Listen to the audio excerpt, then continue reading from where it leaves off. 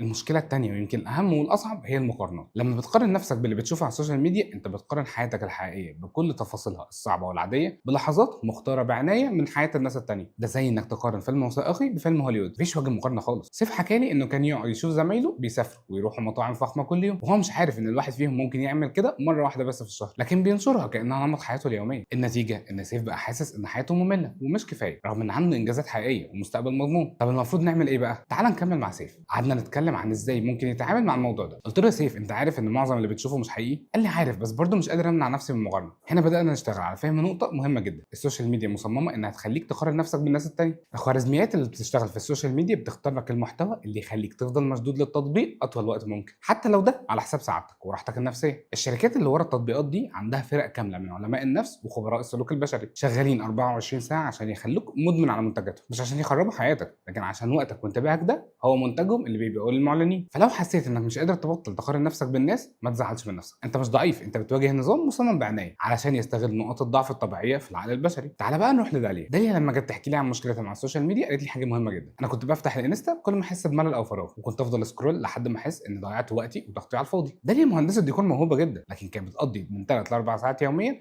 تتفرج على شغل مصممين تانيين وبتحس ان شغلها مش كفايه. الحل اللي جربته مع داليا ما كانش انها تقفل حساباتها خالص، ده مستحيل في شغلها، لكن عملنا حاجه ذكيه اسمها القائمه البيضاء. بدل ما تخش على انستا وتخلي الخوارزميه تختار لها هتشوف ايه، بدات تدخل بس على حسابات معينه هي محددها من قبل كده، حسابات مفيده لشغلها وناس مهمه بجد، مش بس بتعرض نتائج نهائيه لكن بتشارك رحله التعلم والفشل والنجاح. داليا قالت لي بقيت ادخل على الحسابات دي 15 دقيقه بس كل يوم، اخد اللي محتاجاه واخرج فورا. النتيجه في خلال شهر واحد داليا خلصت 3 مشاريع جديده كانت مأجلها من شهور وبدأت تحس إن عندها طاقة أكتر للإبداع الحقيقي. آدم بقى جرب طريقة تانية خالص، اشتغلنا سوا على تقنية اسمها قاعدة العشر ثواني. كل مرة يحس فيها إنه عايز يفتح أي تطبيق سوشيال ميديا بيعد لحد 10 ويسأل نفسه سؤال واحد بس: أنا عايز أفتح ده ليه دلوقتي؟ في 70% من المرات آدم بيكتشف إن مفيش أي سبب حقيقي، مجرد عادة أو ملل، وده بيخليه يقفل الموبايل ويعمل حاجة تانية مفيدة. باقي ال 30% لما يكون عنده سبب حقيقي زي إنه محتاج يشوف حاجة مهمة لشغله أو يتواصل مع حد بيدخل بهدف واضح ومحدد وبيخرج بعدها على طول. ادم قال لي الفكره ان معظم استخدامنا للسوشيال ميديا بيكون اوتوماتيكي، مجرد ما نكسر العاده دي هنبدا نستعيد السيطره على وقتنا وانتباهنا تاني.